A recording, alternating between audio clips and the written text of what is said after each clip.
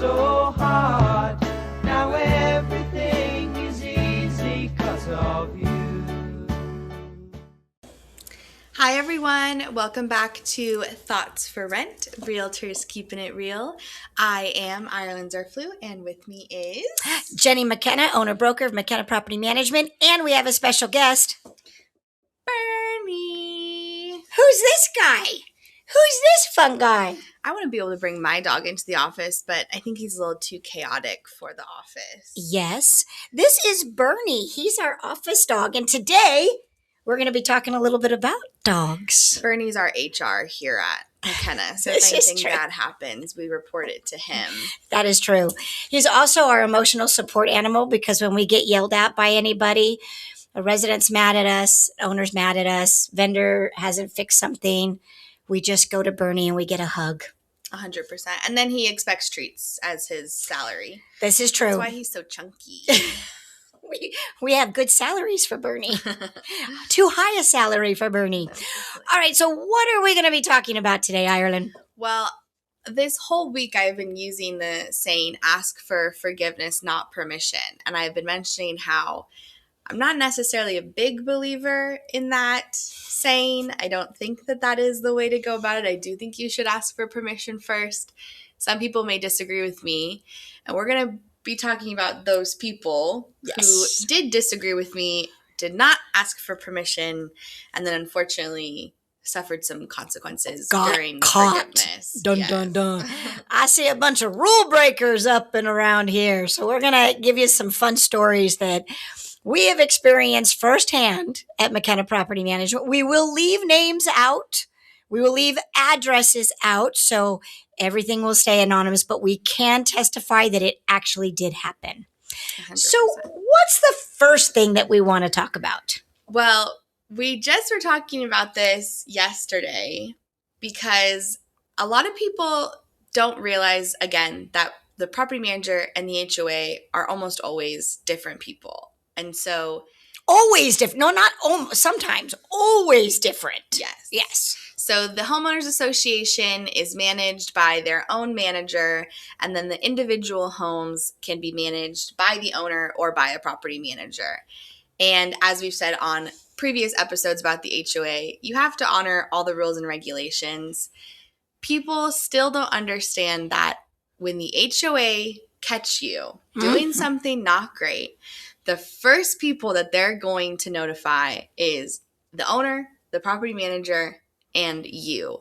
And so just earlier this week, we got a photo from the NHOA saying one of your residents has a dog at the property. And here is an attached photo of them buying a snack from the vending machine in the HOA clubhouse. And here is the dog in the HOA clubhouse. That's not allowed.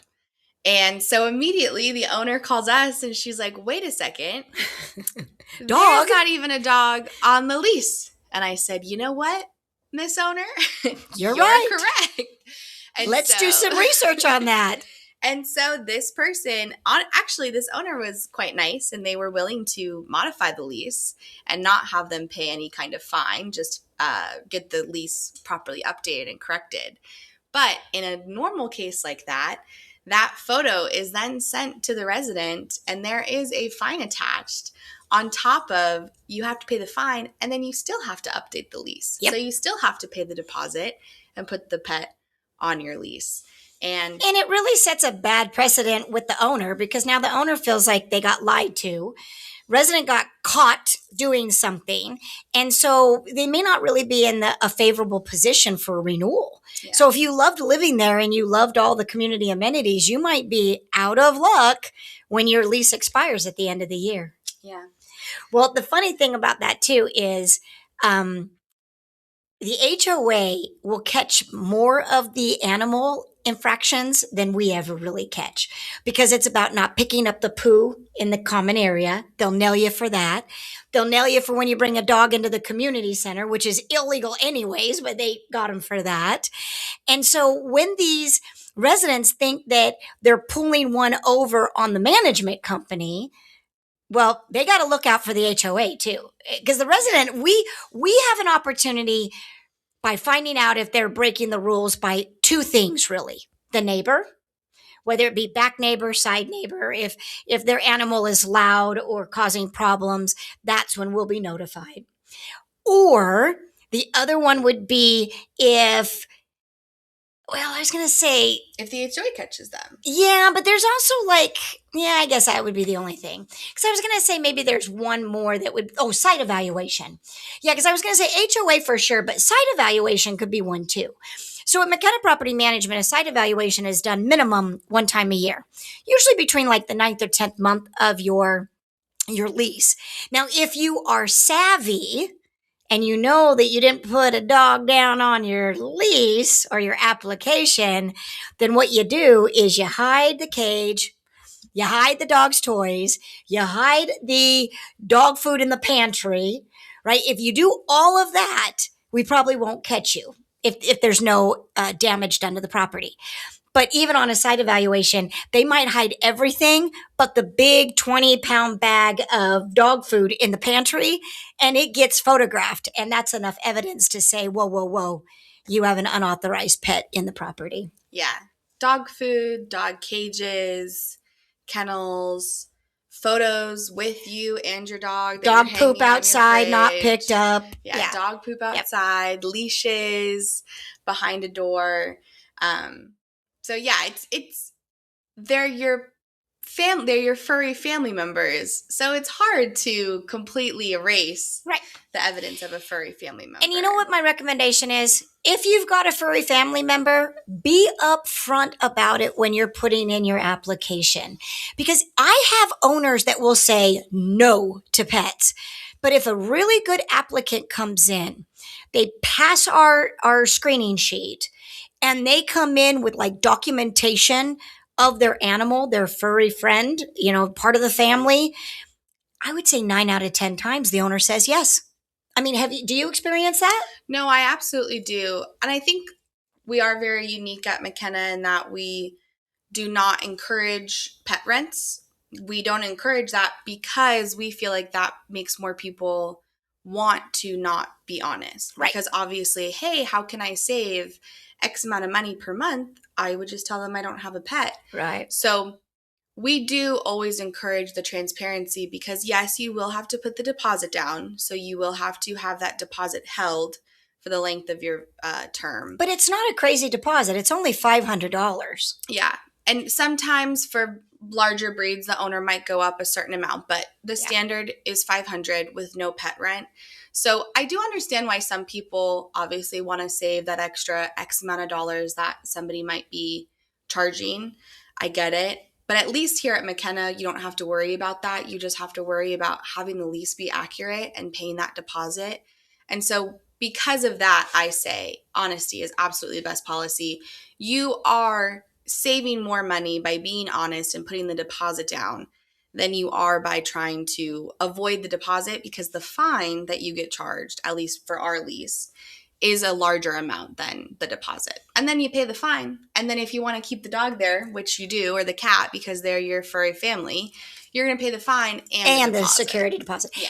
And you've really created a crappy communication relationship with the owner. Because remember, the owner got all of the information about you breaking the rules. So it's not like it's not like McKenna Property Management can hide it from the owner, nor would we. But the owner is notified at the same time we're notified. So it's like, okay, guys, you got caught. You're breaking the rule. And now that owner is like, well, they weren't even honest. What other things are they doing? I mean, you could just imagine what path they're going to go down after that happens. Yeah.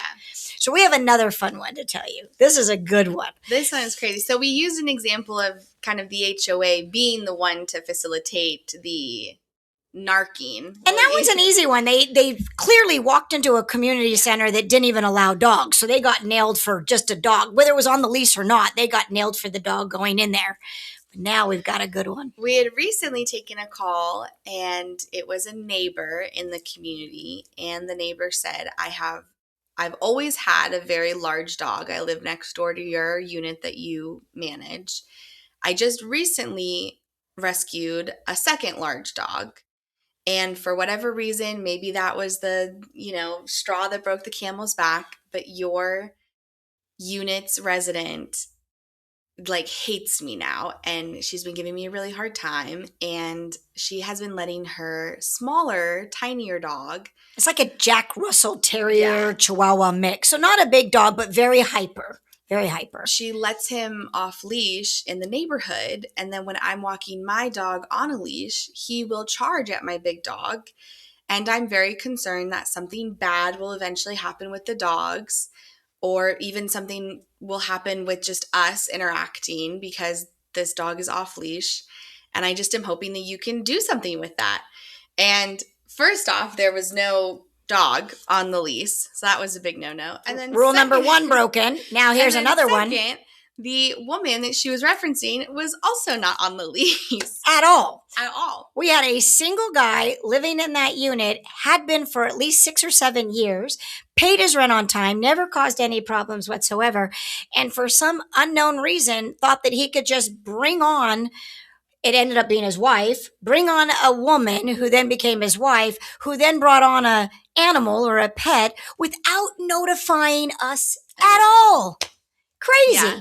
And so I did ask if this neighbor had any evidence to support her claim. And she said, yes, I actually have security footage. And she sent a super clear, in color, 4D almost. True. A genuine interaction where you saw her with her leash dog, and then you saw this really tiny dog run up. The owner was not in frame. Went right after his neck. The owner was not in frame for another solid minute, so the dog was completely on its own for a long time. You saw her having to hold her big dog back from this unleashed, tinier dog, and then you saw both the owners kind of get into a little bit of a heated conversation, and so she had exactly what she had explained was exactly what was seen on camera. And when Ireland came to me and said, hey, I want to talk to you about this situation, I think we have a problem with this particular resident.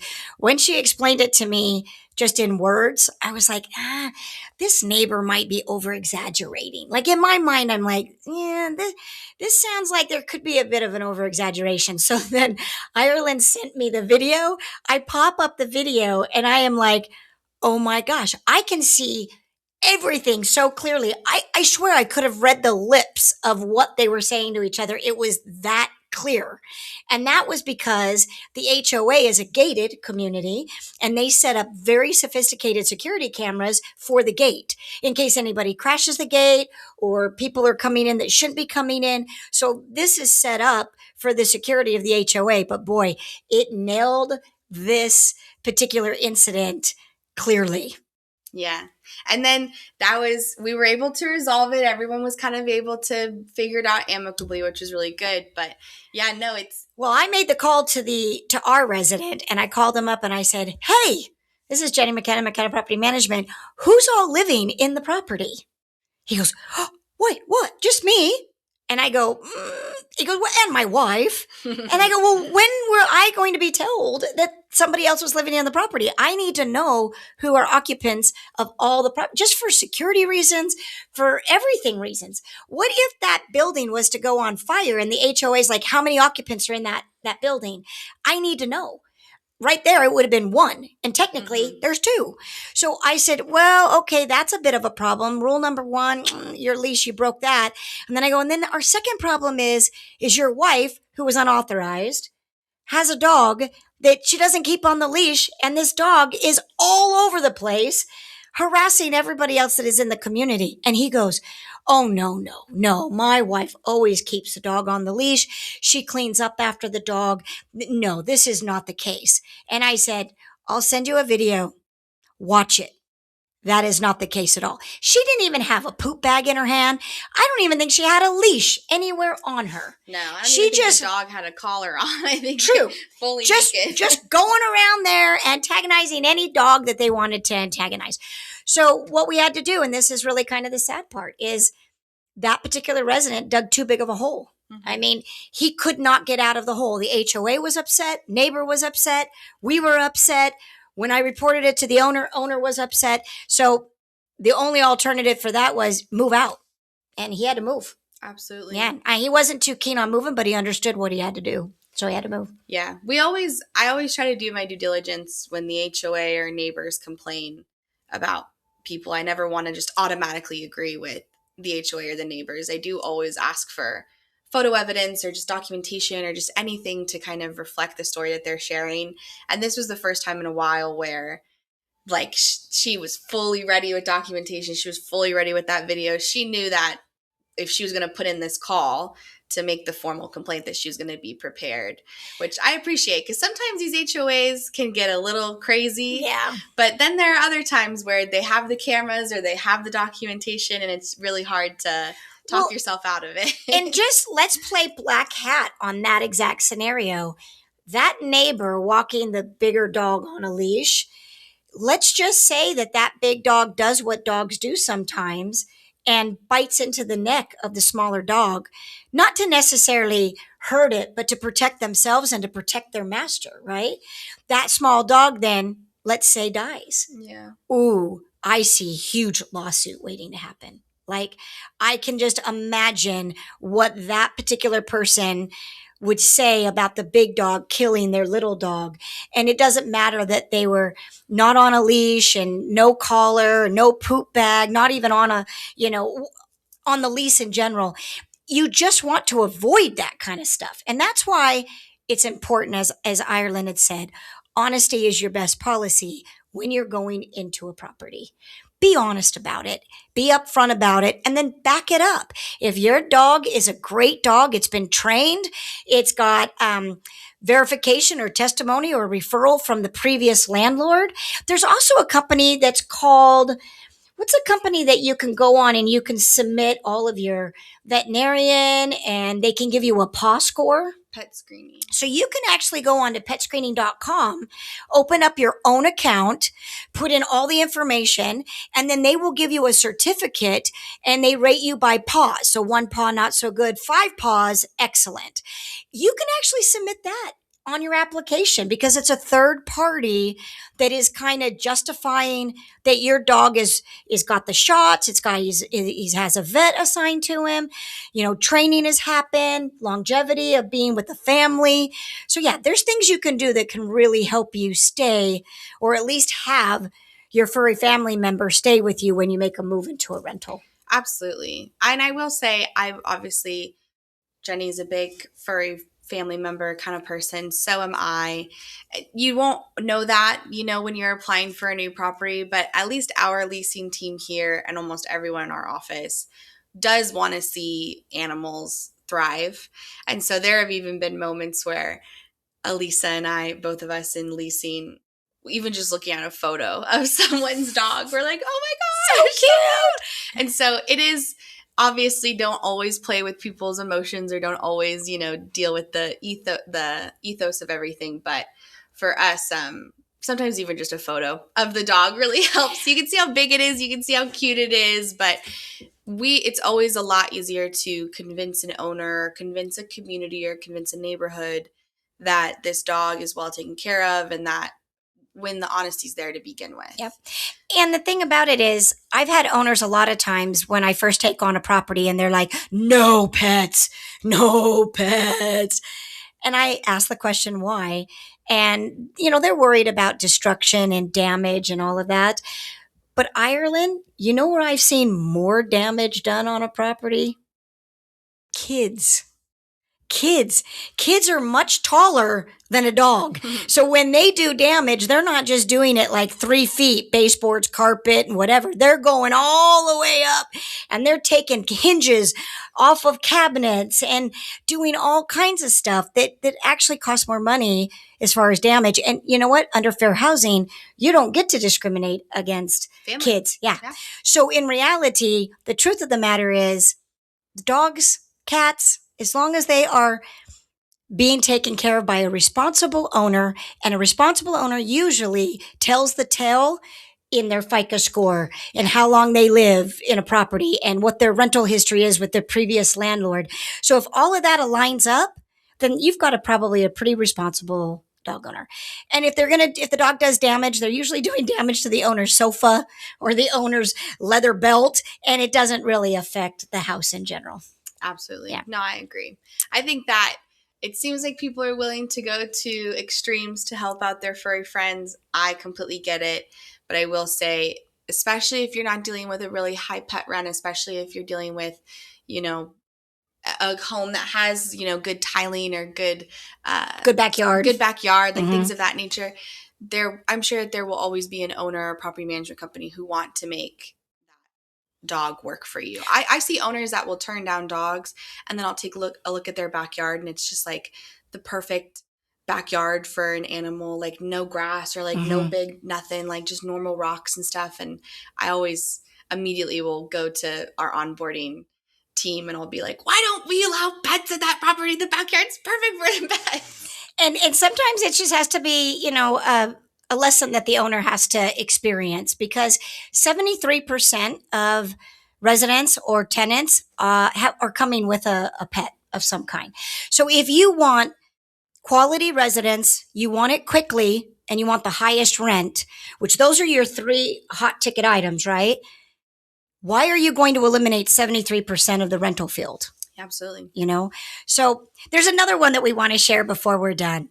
This one's not about an animal. This one's not about an animal. This was just funny. Was just funny because it was Amanda who told me this story, but a woman had gone through a breakup. Yep. And she wanted support from her friends. And so herself and her friends all decided to host a seance in the community pool area. Yep. And she actually did end up lighting on fire. Yes. A bush. Yes. In the community pool area. Yes. And it was all caught on footage. Yep. And she had to pay the fine for starting a fire in an HOA area. Yes. And then she also had to pay to replace the bush. And thank goodness it was only a bush. Yes. It could have gone bad. Yes. That could have gone really bad. She owned up to it. We had obviously a lot of empathy for her. It sucks to go through a breakup, but she did say, no, that was me and I'm sorry and I'll fix it. And so guys, I promise you, HOAs are like such helicopter parents. They really are. You're not going to get away with a lot of stuff. No. Yeah. Not with HOAs. So maybe the West Coast is different. Maybe places on the East Coast don't suffer from HOA-itis as much as we do. But if you're coming to Las Vegas or you're coming to the Southern Nevada area, just know that it's always going to be easier to keep the HOA and your property manager on your team by being honest from the get-go. Be honest. And even on that situation where the resident went to the community pool, started a fire, had to pay all the fines and replace the landscaping, by telling the truth to us and admitting to it, it was really just kind of a laughing offense. Yeah. Even the owner laughed about it. And we're all just grateful it didn't get worse. But if she had decided to deny it and act like it wasn't her, and why is everybody picking on me and taking that attitude, promise you the owner would have been like, get her out. Do not renew.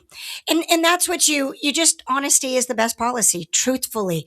And back up the good stuff with documents. We're not going to just take your word for it, but if you actually have documentation that proves your word, then hey, that helps us plead your case to the homeowner. 100%.